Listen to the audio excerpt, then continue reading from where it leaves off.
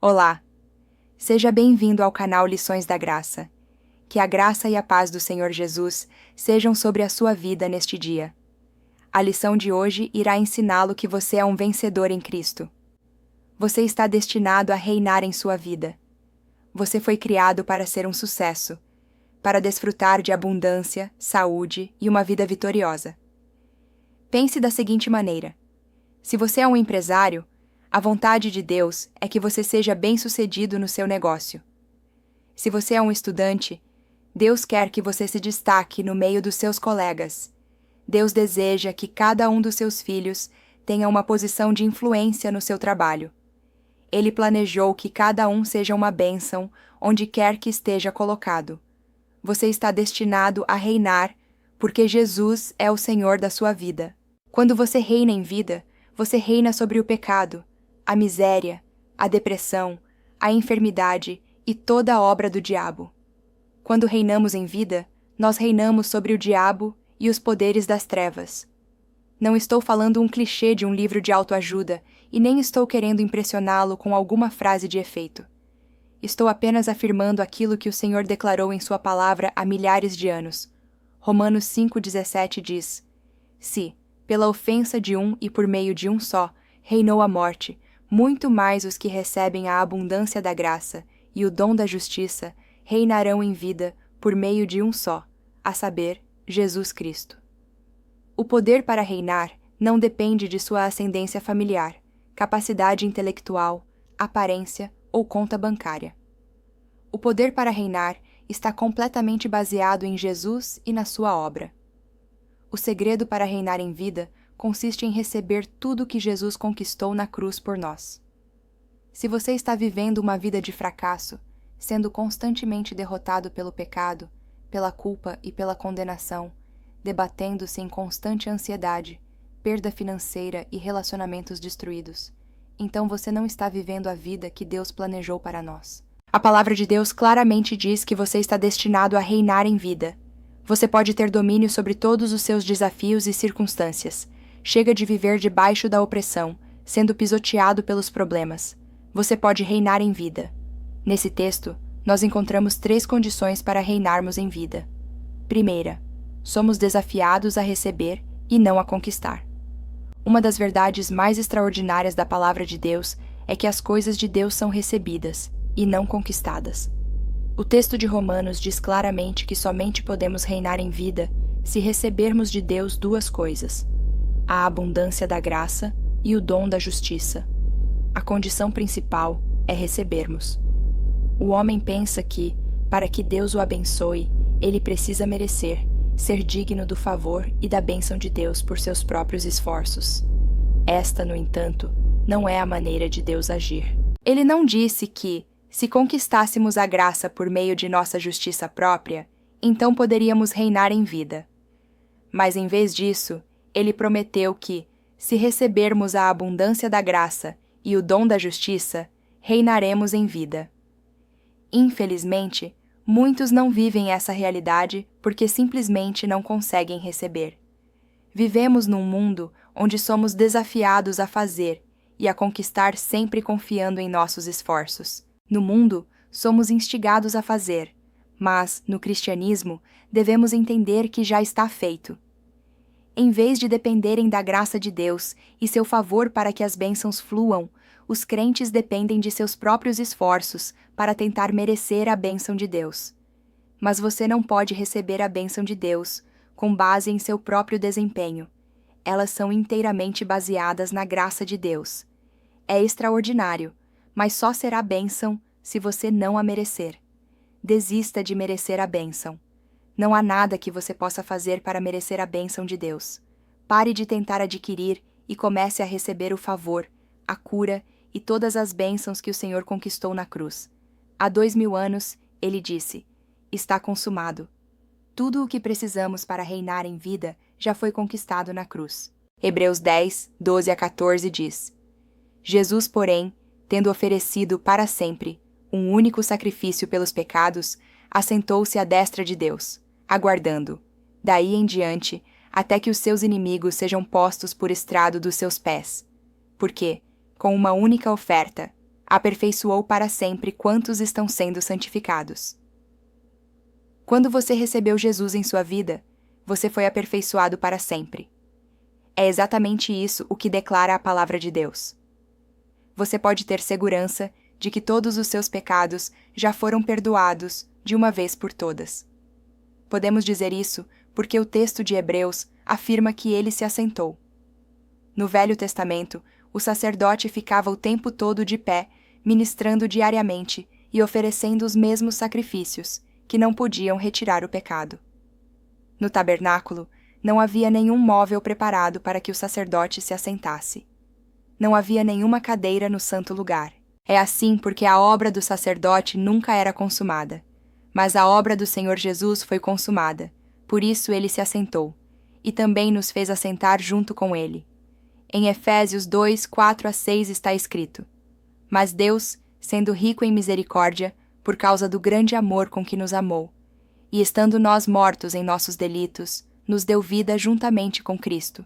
Pela graça sois salvos, e juntamente com ele nos ressuscitou, e nos fez assentar nos lugares celestiais em Cristo Jesus. Assentar-se na Bíblia simboliza descanso.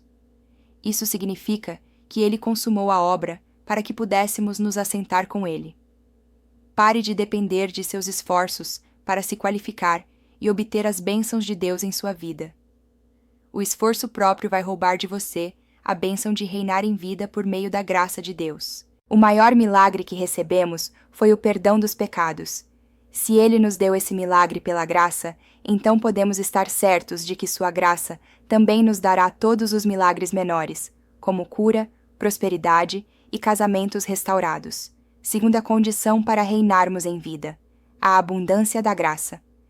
Se você crê no Evangelho, você será conduzido ao sucesso, saúde, vida, paz, prosperidade, vitória, proteção, segurança, restauração e muito mais. Tudo isso por causa da sua abundante graça. Você não recebeu pouca graça, mas recebeu uma abundante e transbordante graça. Não creia em um evangelho com uma pequena graça. O verdadeiro evangelho promete infinitas bênçãos, porque procede de uma graça abundante. Deus o abençoa não porque você é bom, mas porque Ele é bom. A graça é baseada na bondade de Deus para com você, e não no seu próprio desempenho. A graça é o favor imerecido de Deus. Ela não é um prêmio pelo quanto você é fiel. Se a graça fosse um prêmio, ela seria um favor merecido. Esta, na verdade, é a grande diferença entre a velha e a nova aliança. A velha aliança é baseada na lei. A lei é favor merecido. Quando você obedece perfeitamente aos mandamentos, então você é abençoado.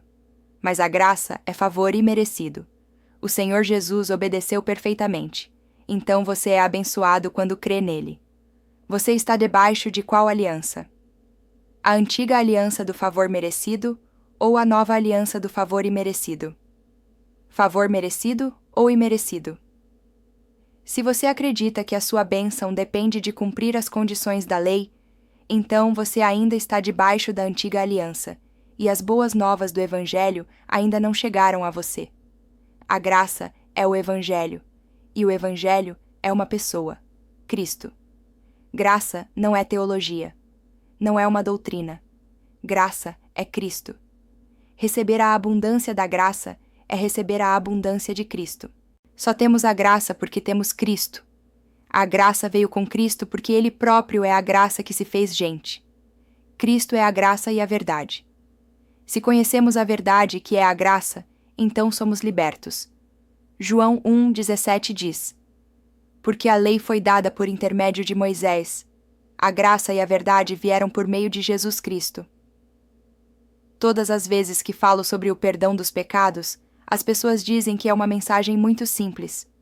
Mas isso é um engano, pois se fosse assim tão simples, as pessoas teriam o entendimento de que os seus pecados foram perdoados e que, portanto, não precisam mais viver debaixo de culpa e condenação. É a mensagem do Evangelho que gera fé em nosso coração. Numa ocasião, Paulo estava pregando, e um homem paralítico se encheu de fé para ser curado. Aquele homem havia nascido aleijado, e talvez pensasse que sua condição fosse resultado de uma punição divina, Mas, quando ouviu sobre o perdão dos pecados, imediatamente se encheu de fé e foi curado. Em Atos 14, 8-10 está escrito: Em Listra costumava estar assentado certo homem aleijado, paralítico desde o seu nascimento, o qual jamais pudera andar. Esse homem ouviu falar de Paulo, que fixando nele os olhos e vendo que possuía fé para ser curado, disse-lhe em alta voz: Apruma-te direito sobre os pés. Ele saltou e andava. A fé vem pelo ouvir a palavra, mas a palavra do Evangelho. Em Romanos 10:17, disse que a fé vem pelo ouvir a palavra de Cristo. Romanos 10:17 diz: E assim, a fé vem pela pregação, e a pregação pela palavra de Cristo. Somente a palavra de Cristo pode gerar fé, e a palavra de Cristo é a mensagem do Evangelho de que fomos perdoados e justificados em Cristo. Era esse Evangelho que Paulo pregava e que encheu aquele paralítico de fé. Atos 13, 38-39 diz: Tomai, pois, irmãos, conhecimento de que se vos anuncia remissão de pecados por intermédio deste, e por meio dele, todo o que crê é justificado de todas as coisas das quais vós não pudestes ser justificados pela lei de Moisés. Quanto mais revelação você tiver da obra consumada de Jesus, mais receberá fé para enfrentar qualquer situação em sua vida. Ser a condição para reinarmos em vida, o dom da justiça. A nossa justiça é um dom de Deus. Você foi feito tão justo como Jesus, não por meio do seu comportamento, mas pela fé nele e em sua obra consumada na cruz. Não há nada que você possa fazer para Deus amá-lo mais, e não há nada que você faça que o leve a amá-lo menos. Seu direito de ser justo foi comprado pelo sangue de Jesus. Mas muitos crentes ainda vivem debaixo de condenação e acusação. Nunca poderemos reinar em vida debaixo de culpa. Simplesmente não temos fé quando estamos debaixo de condenação.